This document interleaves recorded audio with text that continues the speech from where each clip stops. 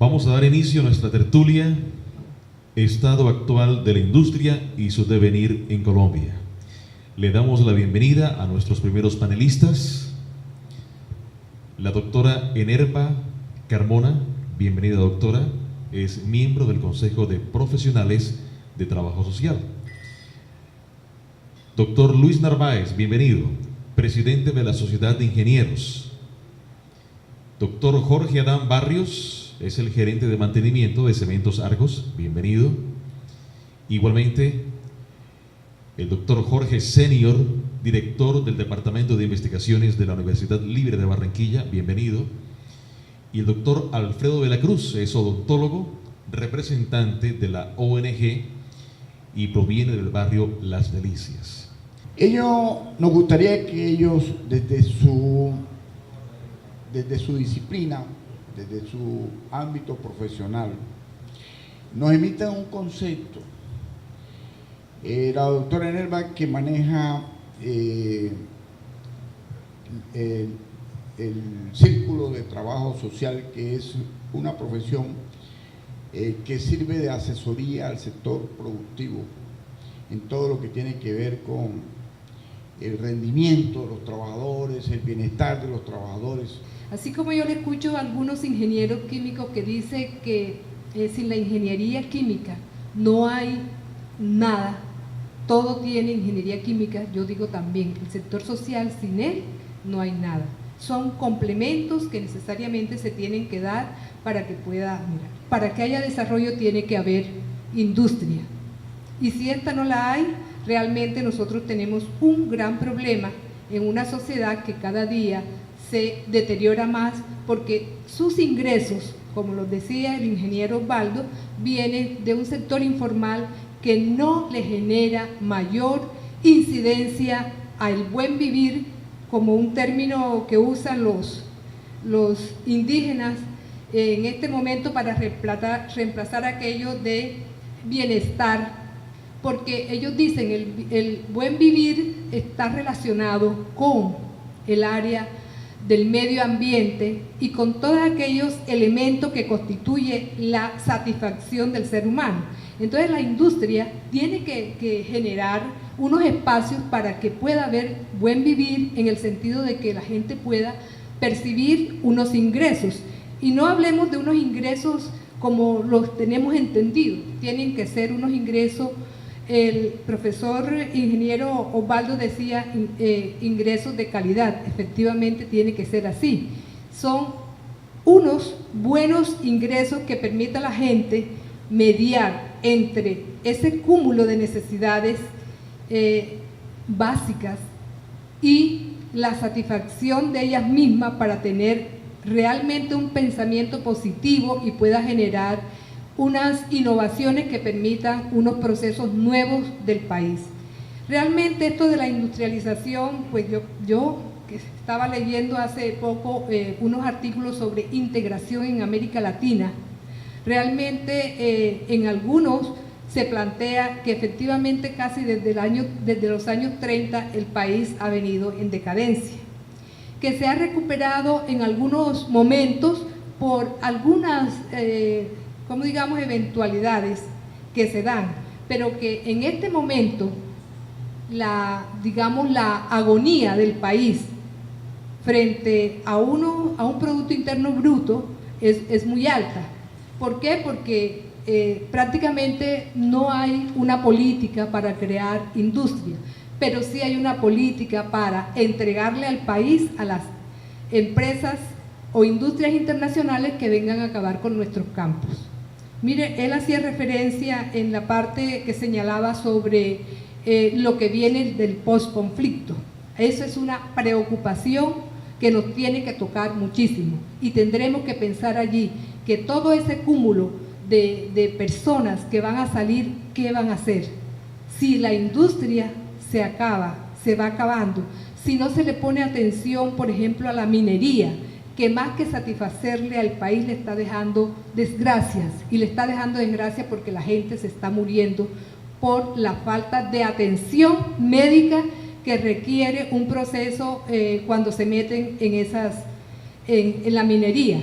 las familias se están acabando, los procesos de descomposición de las genes del ser humano están produciendo estragos extraordinarios y realmente no hay la manera de pararla, porque es prácticamente una actividad espontánea de la gente, no tiene la intervención del Estado para cualificar un trabajo, y quienes están haciendo un trabajo en las minas también son espontáneos que no tienen ninguna preparación. Entonces, esto del país de la industrialización realmente es, yo pienso que es grave, por todo lo que está generando en el ser humano, en una sociedad, en la familia, y que no sabemos hasta dónde pueda llegar esto. Muchísimas gracias por esta invitación, doctor Osvaldo, Junta Directiva, todos los que están, los ingenieros químicos que celebran pues su día hoy, muy complacido de estar con ustedes. Decía el presidente que la ingeniería civil realmente ha sido una de las grandes locomotoras de este momento, lo está haciendo. Y cuando hablamos de la ingeniería civil, hablamos de las obras que necesita el país para su desarrollo, para su crecimiento, para su fortaleza. Y hoy nos sentimos realmente complacidos de poderle ofrecer a Colombia nuestros servicios, nuestras capacidades. No ha sido fácil, no es fácil, no será fácil manejar esos grandes recursos del Estado en un medio tan difícil como el que nos movemos en Colombia. A nivel de gremio, a nivel de sociedad, a nivel de ética, a nivel de conocimiento, hemos realmente estructurado toda la estrategia para que todo lo que hagamos sea de primera calidad, que se haga dentro de las normas de exigencia, no solamente técnicas, sino sociales, ecológicas, ambientales. Hoy, a diferencia de hace algún tiempo, no solamente nos preocupamos en la ingeniería por entregar un resultado satisfactorio desde el punto de vista técnico. Nuestra trazabilidad a lo largo de nuestras ejecuciones está acompañado obligatoriamente, legalmente, contractualmente, por una serie de exigencias que bienvenidas sean en estas materias del medio ambiente, en esta materia de la seguridad, en estas materias de lo social, en estas materias del hombre, de la vida, de la integridad. Hemos realmente a nivel nacional hecho unos planteamientos que realmente tocan con la necesidad, el problema de la desocupación, el problema de la falta de trabajo y lógicamente la pobreza en el área de la industrialización.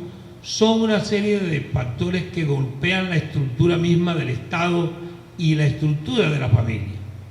Y ahí es donde tenemos todos que hacer el gran esfuerzo, los que tenemos la posibilidad de hacerlo, y todos los que estamos aquí creo que lo tenemos, de aportar nuestro grano de arena para sacar a nuestro país, hoy más que nunca sumergido en una discusión eterna y compleja sobre la paz, sobre la riqueza, sobre la pobreza, sobre nuestros recursos, sobre nuestra industria, sobre nuestros bienes. En la medida en que hemos hecho el contacto con el mundo exterior, hemos tenido que fortalecernos para efecto de poder competir. Hoy la ingeniería está compitiendo a nivel internacional, estamos en diferentes partes del mundo y sin embargo nos encontramos amenazados. Tenemos hoy día alrededor de unos 2.000 ingenieros civiles en el país que han llegado de todos los países, de todos los continentes. Eso es una amenaza. Sin embargo, las amenazas se contrarrestan con capacidad y nuestra academia está trabajando en eso. Hoy tenemos en ingeniería unos grandes retos sobre nuevas normas y estamos expresándole al Estado la necesidad de apoyar a las empresas de consultoría. Las obras de ingeniería son un camino que está muy bien definido Y en ese camino cada etapa tiene que cumplirse, y cuando fallamos en una etapa tenemos problemas gravísimos en nuestros resultados. Los estudios, los diseños, la construcción, los controles y la operación de nuestras obras, la planeación, la organización, la dirección y el mismo control en el concepto de una administración juegan unos papeles importantes.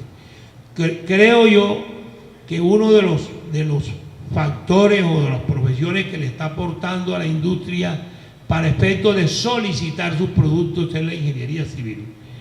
En materia, digamos, de líneas de conducción, en materia de nuevos pavimentos, el tema del uso de llantas ya se ha impuesto. Hoy día estamos utilizando mezclas asfálticas con incorporaciones de llantas, porque todos sabemos que se ha constituido en un dolor de cabeza ambiental ese desecho. A nivel de Bogotá se producen 2.500.000 llantas, se desechan y se están utilizando solamente 700.000, o sea que esa diferencia anual se está constituyendo, digamos, en una bomba de tiempo para el medio ambiente, para la salubridad. Hace poco hubo un acontecimiento muy doloroso, muy complejo, precisamente por ese mal manejo. Entonces, el aporte que creo que le hacemos los ingenieros civiles, los constructores, los consultores, los interventores, en el área pues en que realmente como profesional yo me muevo a la industria, es que les solicitamos. Ojalá los procesos se mejoren, tienen que mejorarse. Todos los días exigimos mayor calidad, porque el Estado y el cliente particular también nos piden. Entonces, esta es una discusión afortunada, oportuna, doctor Osvaldo, que podemos seguirla dando, hay que fortalecerla. Muchas cosas hay que hacer para mejorar el entorno social de nuestro país, cada día más pobre y amenazado, con una paz muy lejana, y ojalá esa lejanía logremos contrarrestarla para buscar la paz, no solamente la paz de nosotros y la paz de nuestra conciencia, sino la paz de nuestra gente que es del campo, que ha estado amenazada y sigue amenazada, y ojalá en los 50 años que han pasado no se sigan incrementando a 50 años más y podamos decir Colombia es un país en paz, y eso realmente nos generará muchos beneficios. Buenas noches, de parte del presidente de Cementos Argos de Jorge del Castillo, le agradecemos mucho el habernos invitado. Sobre este tema podemos comentarles que Argos está algo preocupado por la desindustrialización dentro del país. Como parte de la responsabilidad social empresarial que tenemos como grupo dentro del pilar de la trascendencia, Argos está ampliando su capacidad productiva en el país. Acabamos de terminar de montar una línea en Cartagena, estamos haciendo unas ampliaciones en Río Claro, una planta que tenemos en Antioquia, y estamos comenzando un proyecto en el área de Sogamoso. Sabemos que, y hemos visto aquí en Barranquilla en los últimos 30 años, que la industria alta y mediana ha desaparecido y nos hemos convertido solamente en área comercial. Cementos Argos está trabajando porque la planta de Sabana Grande sea ampliada también en su capacidad, a fin de generar más trabajo, tanto trabajo directo como trabajo externo o de contratistas que nos soportan a manejar la planta. Por otro lado, también tenemos el tema del control ambiental. Como se ha comentado, estamos iniciando el proyecto de quemar las llantas usadas en nuestros hornos. Se está haciendo un programa piloto que comienza en Río Claro a partir del mes de febrero o marzo, a fin de utilizar como combustible las llantas usadas. Esto va a hacer que la producción de CO2 que hacemos dentro del proceso productivo de cemento disminuya, con lo cual vamos a ayudar al medio ambiente. Un saludo de parte de la Universidad Libre, de la Academia, a todos ustedes, al gremio de los ingenieros, en especial de los ingenieros químicos. Nosotros tenemos facultad de ingeniería, pero desafortunadamente no tenemos ingeniería química, todavía. Pero más adelante seguramente que sí. Pero tenemos ingeniería industrial, tenemos ingeniería de sistemas, por ejemplo. Y se viven las mismas problemáticas en estos campos, y a mí me ha tocado, a pesar de que mi profesión es la filosofía, me ha tocado trabajar muchas veces al lado de ingenieros y nos llevamos muy bien porque sintonizamos en una visión sobre la ciencia y la tecnología a la cual quiero hacer referencia. Lastimosamente no pude estar hoy en Cartagena, donde había una convocatoria del Ministerio de Comercio, Industria y Turismo, el MINCIT, y particularmente de Impulsa y del programa de transformación productiva, y se iba a hablar de política industrial. Y a mí me sorprendió, porque hoy por hoy uno ya no escucha hablar de política industrial en este país, o se escucha muy poquito.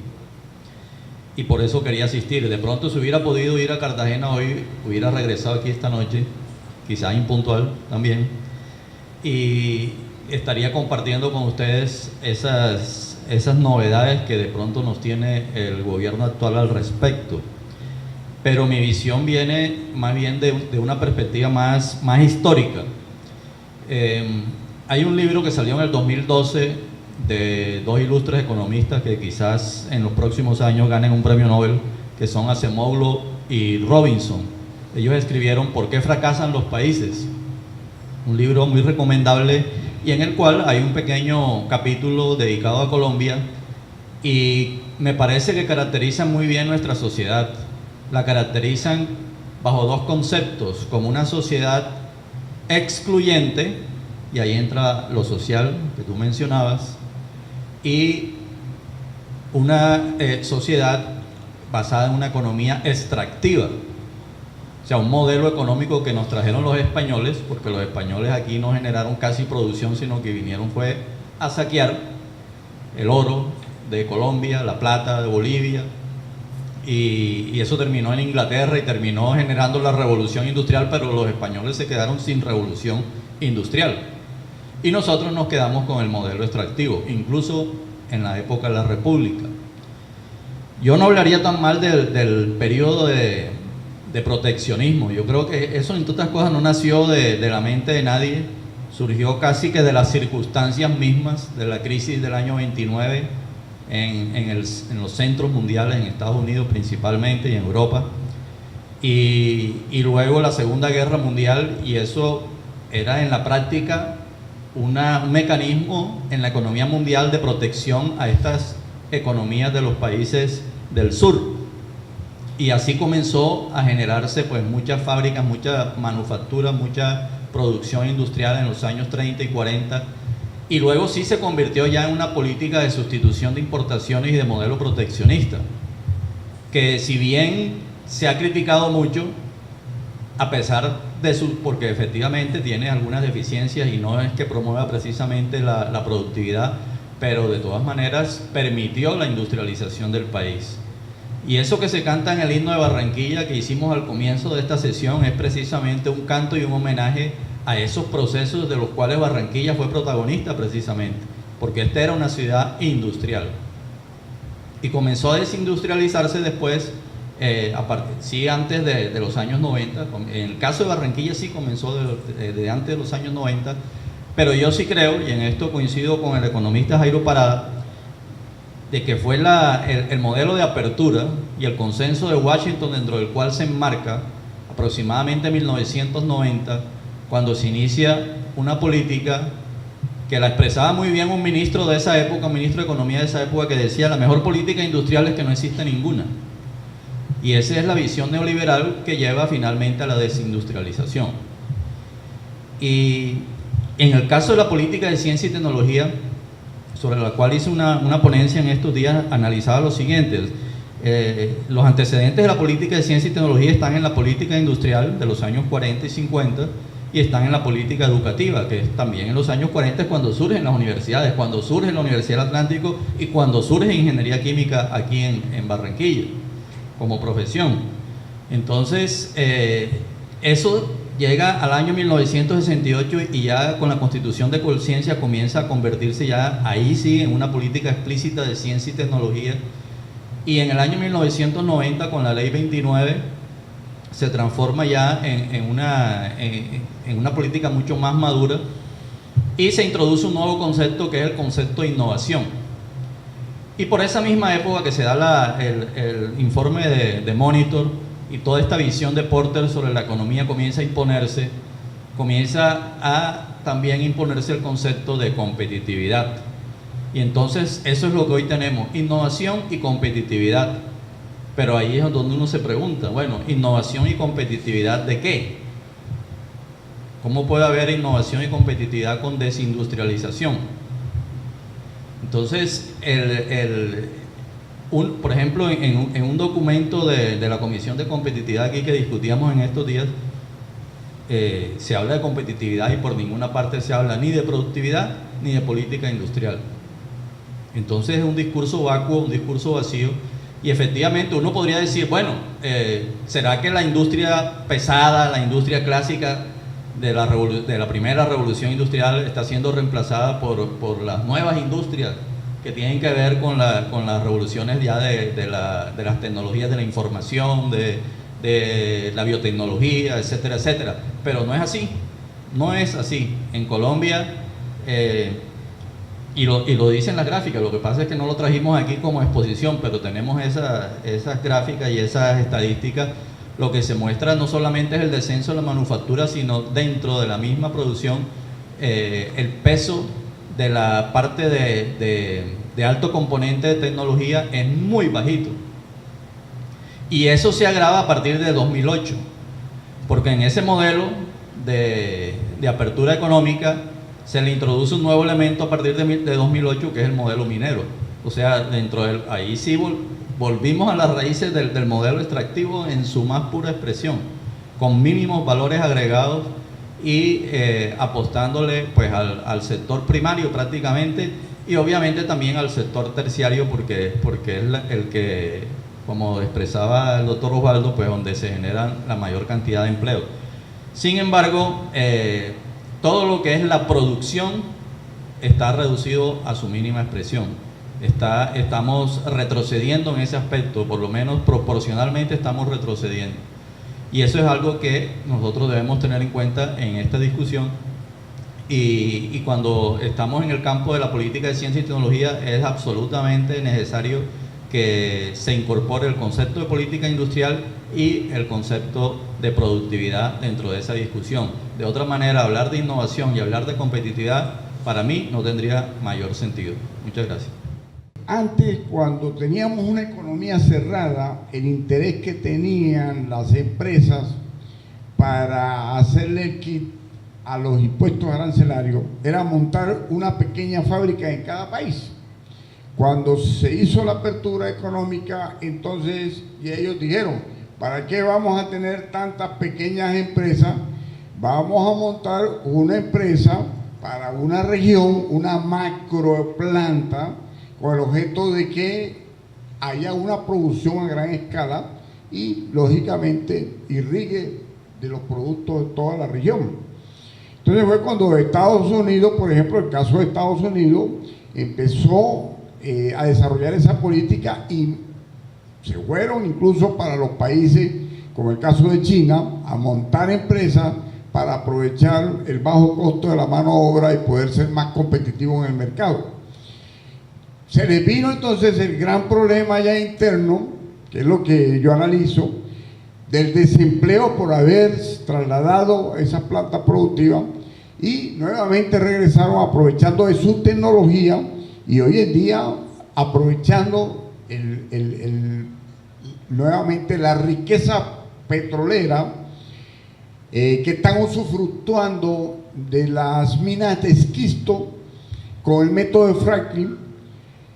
Entonces están en este momento siendo altamente competitivos en costo, en cuanto a costo de producción, en cuanto a precio, porque lógicamente tienen un petróleo supremamente barato. Se están riendo incluso de la OPEP. No sabe qué hacer la OPEP frente a Estados Unidos en este momento. Pero además de eso, quería comentarle un asunto. Una de las cosas que nosotros hemos analizado, y es que el Estado, el gobierno, cometió una pifia en cuanto a la selección de las locomotoras. Porque la locomotora más importante era la locomotora de la industria. Entonces, no la incluyó, ni en el pasado gobierno, ni en este. Y en la otra locomotora era la locomotora de la educación, aunque en este comienzo de gobierno pues hizo énfasis en esa parte.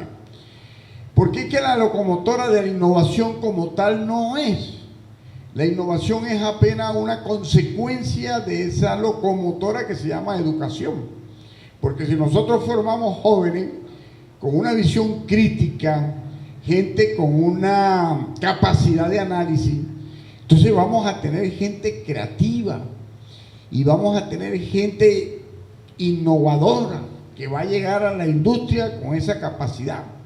Y si nosotros le enseñamos en la universidad a que hagan investigación básica para que realmente se metan en la ciencia, entonces cuando van a desarrollar esa capacidad analítica que le va a permitir resolver los problemas cotidianos que tiene la industria. Entonces ese es uno de los planteamientos que nosotros estamos haciendo, que realmente se apoye al sector, el sector educativo de todos los niveles, para que podamos producir gente con capacidad innovadora. Sobre eso, nosotros, uno de los puntos que planteamos como política de innovación, desarrollo, de investigación, desarrollo e innovación, con la construcción y puesta en marcha de parques tecnológicos en las capitales de los departamentos. Aquí en Barranquilla tenemos ese proyecto desde hace varios años y ahí está amenazándonos permanentemente y no se ha desarrollado. Y eso realmente serviría de soporte a la gran industria y a las MIPYMES. Y sería un estímulo para la creación de institutos y que además se desarrolle un estímulo para la creación de institutos o centros de investigaciones públicas, privados y mixtos. Ya hay algo sobre eso, pero son proyectos muy tímidos. Con la facilidad de proporcionar activos fijos como máquinas, equipos, infraestructura e instalaciones rurales. Otro punto que nosotros estamos planteando y que ojalá nos hagamos sinergia en esto, tanto el sector académico como nosotros, los gremios, como el sector industrial, como las ONG, es que hay que descentralizar a conciencia. Si nosotros queremos estimular la investigación, todavía tenemos un departamento de investigación llamado Conciencia que se dirige desde Bogotá y es totalmente complicado, no es nada fácil tener ese contacto y esa relación directa con esa entidad. Nosotros debemos tener por lo menos 3 oficinas regionales de Conciencia, sin ampliar tampoco tanto la nómina burocrática, con los mismos funcionarios prestando un servicio directo, lo mismo que la oficina de patentes y registro, porque si nosotros queremos ser competitivos, tenemos que innovar y tenemos que estimular a los investigadores para que registren sus inventos y obtengan sus patentes. Pero también es engorroso, hay gente que no sabe que existe una oficina de patentes aquí en el país, y más aún a nivel de patentes nosotros estamos tremendamente rezagados con relación a los demás países latinoamericanos. Entonces, esa es la forma que nosotros podemos coadyuvar, uno de los puntos que nosotros planteamos como política de industrialización para que nuestra industria se fortalezca. Porque, por ejemplo, yo sé que en algo, Por ejemplo, el ingeniero puede decirme que el trabajo es tan agobiante día por día que tienen que cumplir con una carga de compromisos diarios, que no hay espacio para desarrollar esa investigación, desarrollo y para hacer innovación. De pronto ese know-how y el know-why se dispersa, se disemina y no se hace un acopio de esa información. ¿Para qué? Para fortalecer la misma empresa como un capital intangible y que no se pierda, y sirva para hacer un mejoramiento continuo, como siempre nos lo plantea el ingeniero Benjamín Herrera, un mejoramiento continuo y un proceso de optimización a todos los niveles. Eso era todo lo que quería comentar. Damos la palabra al doctor Alfredo de la Cruz, odontólogo, y viene en representación de una ONG del barrio Las Delicias. La doctora comenzó hablando de pronto del aspecto social inicialmente, y realmente creo que vamos a concluir realmente tocando este punto de la parte social, porque es la realidad que hoy estamos viviendo realmente en nuestro barrio y en Barranquilla, y que realmente toca también este punto de la desindustrialización. Nosotros tuvimos el contacto con el doctor Osvaldo a raíz de, en el afán de tener argumentos para poder resolver nuestra situación, hicimos el contacto con el doctor con el objeto que diera un concepto desde el punto de vista de ingeniería química acerca de los perjuicios que causa el óxido de etileno. A raíz de esta solicitud, pues el doctor nos hizo la invitación para estar presentes hoy aquí.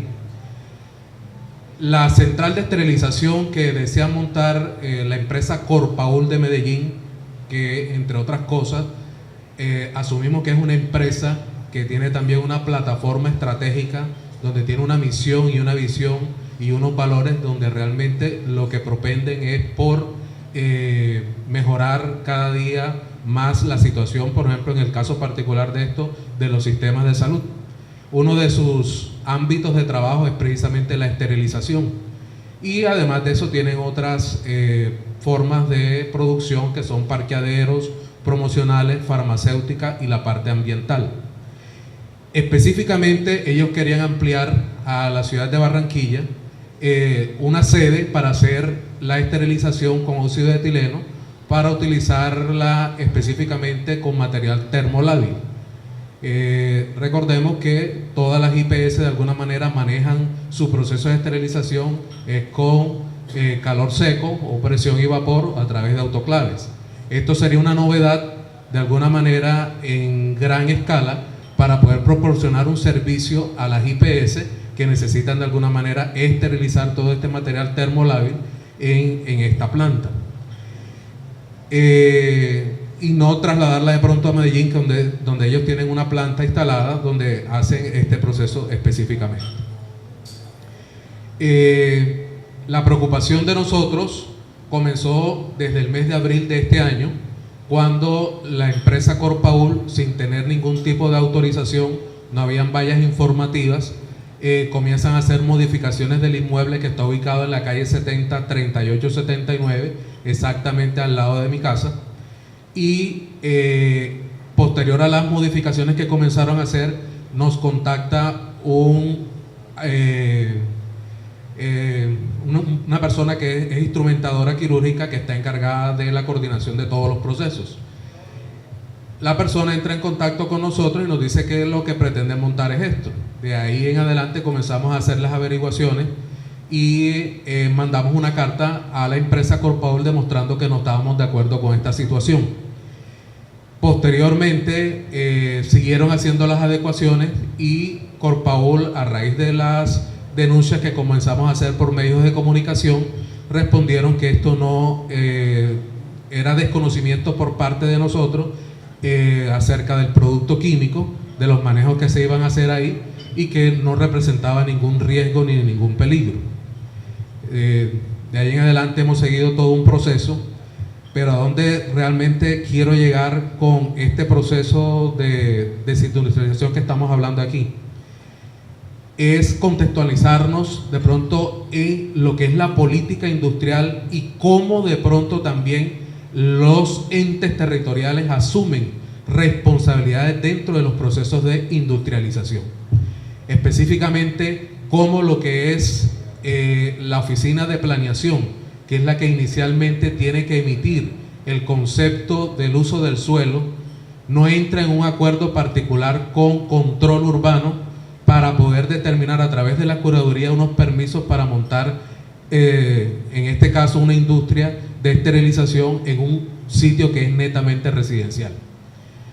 Entonces, nosotros observando que en todo lo que es el plan de ordenamiento territorial decretado por nuestra alcaldesa a través del decreto 0212 del 2014 y en su artículo 34 y 36, donde habla de las amenazas por factores químicos y de los análisis de vulnerabilidad que deben ser existentes antes de montar este tipo de empresas, vemos que está escrito en la norma, pero en el momento de ejecutarla no se están teniendo en cuenta para nada. No sabemos si es que hay intereses particulares por detrás de toda esta situación, pero de alguna manera, ¿a qué nos lleva a cuestionar esto? O sea, empresas que ni siquiera son foráneas, porque no son de aquí de Barranquilla, sin ningún tipo de planificación, sin ningún tipo de socialización previa, buscan un sitio residencial, muy posiblemente para ahorrar costos, etcétera, para de alguna manera causar una serie de prejuicios. Nosotros enmarcamos dentro de los derechos vulnerados el derecho a la vida, porque tener emanando una chimenea residuos de óxido de etileno o que estén purgando por las aguas estos mismos residuos, estos representan una amenaza para todos nosotros. En la parte colindante de atrás de este inmueble funciona una guardería donde hay un kiosco donde los niños al mediodía van a consumir sus alimentos. Enfrente está el Colegio Experimental del Atlántico y no hay ni siquiera un espacio reglamentario urbanísticamente hablando entre las residencias. Entonces, ¿cómo es posible que en estos 8 meses lo que ha hecho la Oficina de Planeación y de Control Urbano es pasar la pelota de un lado a otro sin resolver de una manera radical, teniendo en cuenta todos los inconvenientes y teniendo en cuenta que ni dentro del mismo plan de ordenamiento territorial tienen claro cómo pueden enmarcar el tipo de servicio que ahí pretendían realizar? Porque hablar de una manera general de un servicio de esterilización, eso se puede enmarcar entre lo que puede estar como institucional dentro del plan de ordenamiento territorial. Yo los invito que por curiosidad en la misma página de la alcaldía, a mí me tocó aprender un poquito más de todo esto. Igual trabajo en salud, trabajo en auditoría y conozco cómo es la reglamentación para habilitar en este caso una IPS, y en este caso no deja de ser una IPS porque es una central de esterilización, pero ustedes pueden observar de cada una de sus residencias para qué realmente pueden destinar en un futuro, qué pueden montar ahí, si realmente se puede considerar institucional o industrial o comercial, etcétera. Ustedes pueden observarlo ahí. Pero, ¿qué es lo más grave de todo esto? Que de alguna manera, por ejemplo, industrias también que supuestamente actúan en el marco de la responsabilidad social, también se prestan de alguna manera para que haya contradicciones la empresa Criogás asesorando desde el punto de vista de redes y todo esto, cómo iban a hacer la instalación. Allá nos dirigimos y hablamos con los ingenieros y los dueños de la empresa, o los que dirigen la empresa, y eso era lo que cuestionábamos. ¿Cómo una empresa se somete a hacer una asesoría a una entidad que ni siquiera ha cumplido con la reglamentación desde el punto de vista urbanístico? Hace 2 meses fue cuando colocaron una valla informativa por parte de la curaduría donde pretendían hacer algunas modificaciones al inmueble, cuando ya desde el mes de mayo ya fueron realizadas. Ya dentro del inmueble tienen la planta de esterilización del óxido de etileno, que la metieron, demolieron la fachada, introdujeron, montaron nuevamente la fachada y aquí no pasó nada. y ahí está la planta de esterilización dentro del inmueble. O sea, ¿cómo es posible que el ente territorial permita que las cosas lleguen hasta ese punto? Hoy es cuando apenas está la curaduría respondiéndonos por la queja que nosotros presentamos allá con respecto a que parece que hay un desistimiento de montar la central de esterilización ahí, pero después que ya han ocurrido las modificaciones del inmueble. Es decir, ¿dónde está la participación de todos los entes y de todas las entidades desde el punto de vista estatal que tienen que dar los permisos para todas estas cosas? Si esto es la forma en cómo se va a manejar la industria, ¿dónde quedamos nosotros desde el punto de vista social? O sea, pasamos a un segundo plano. Nuestros derechos no son realmente válidos frente a procesos como estos que quieran pisotear. Fue de los grandes interrogantes que nos ha dejado esta situación. Gracias. Indudablemente que a nosotros nos preocupa el proceso de industrialización, porque ella tiene un compromiso con el componente social y con el componente ambiental. Por eso tenemos este grupo de profesionales multidisciplinarios.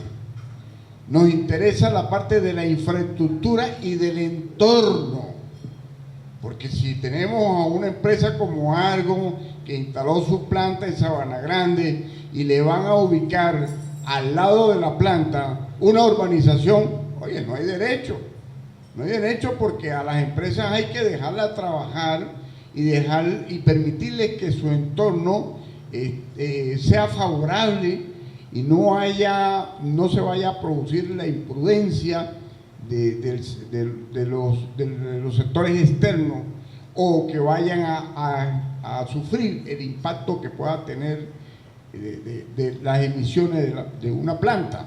Porque de todas maneras, toda actividad productiva tiene que generar algún impacto al entorno. Es indiscutible. No podemos pensar que podemos tener empresas con cero emisiones.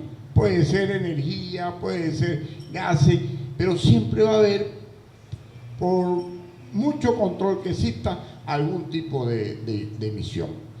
De todas maneras, ya el sector productivo, y eso nos complace, y ese es el reto también de la ingeniería química, el compromiso con el medio ambiente y el de aprovechar las descargas al final del tubo como insumo o como materia prima para reprocesarlo y poder obtener otros bienes de consumo, o poder obtener materias primas que se puedan integrar al mismo proceso. Entonces, la parte ambiental, la parte de salud, que es la que comentaba ahora el doctor, es preocupante. Acá no es la comunidad la que ha acercado la empresa, es la empresa la que se la están imponiendo a la comunidad. Yo leía por ahí un concepto de la entidad ambiental que decía el argumento que ustedes plantean acerca de que les altera la cotidianidad con el movimiento vehicular que vayan a tener la empresa con la llegada de los productos que van a esterilizar y con la salida de los mismos, que eso no era un problema de tipo ambiental, que eso era un problema del tránsito, de no sé qué cosa. Claro que es un problema ambiental, porque es un problema que toca con la cultura, se va a alterar la cotidianidad del entorno, se va a alterar las costumbres, se va a alterar la tranquilidad del sector. Entonces, por eso tiene que haber una distancia, y nosotros opinamos que debe haber un mínimo de 2 kilómetros de distancia. Nosotros tenemos empresas en la vía 40 que existieron primero y después la acercaron de urbanizaciones. ¿Por qué? Por el mal manejo o por los criterios equivocados del POT.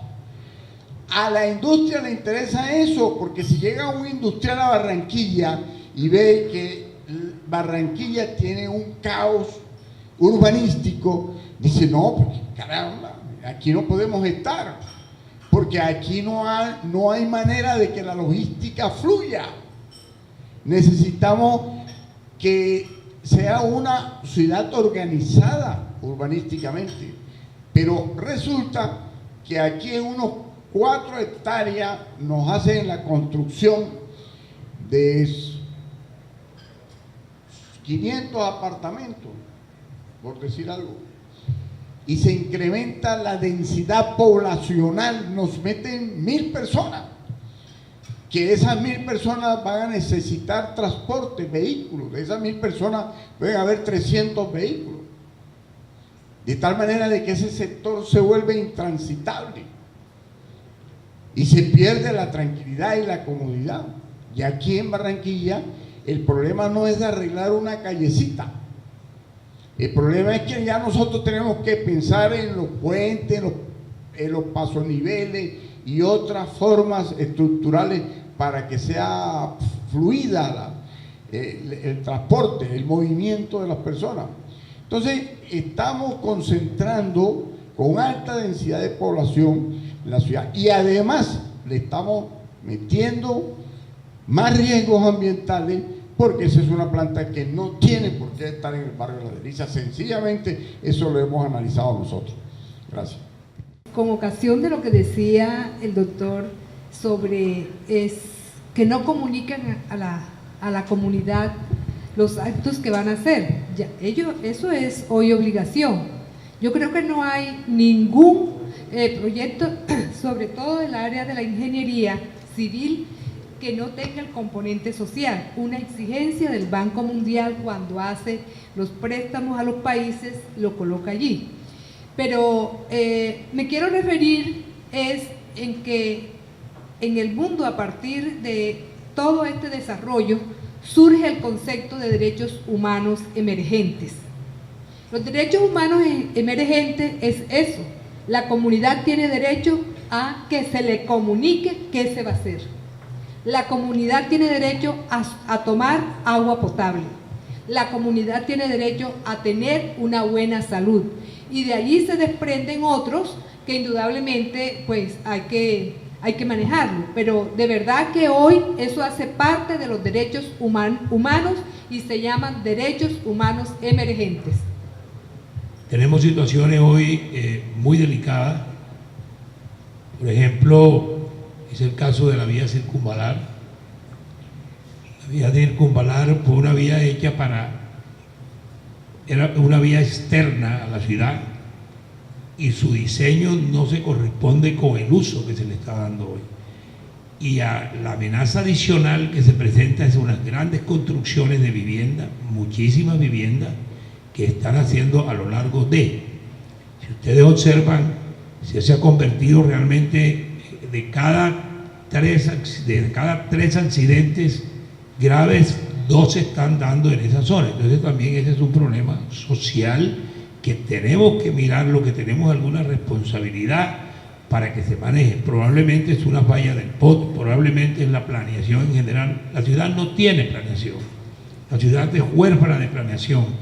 Eso lo hemos pedido, lo hemos planteado, y ese desarrollo urbanístico que se está dando a lo largo de esa vía va a ser una amenaza hacia el futuro. Hoy día de hecho ellos están clamando, la sociedad de ingenieros está haciendo un estudio de las características de la vía para efecto de buscarle algún grado de seguridad que hoy no lo tiene. Entonces eso es un problema que nos toca a todos como ciudadanos, como profesionales, como gremio y sencillamente pues como barranquilleros. Muchas gracias.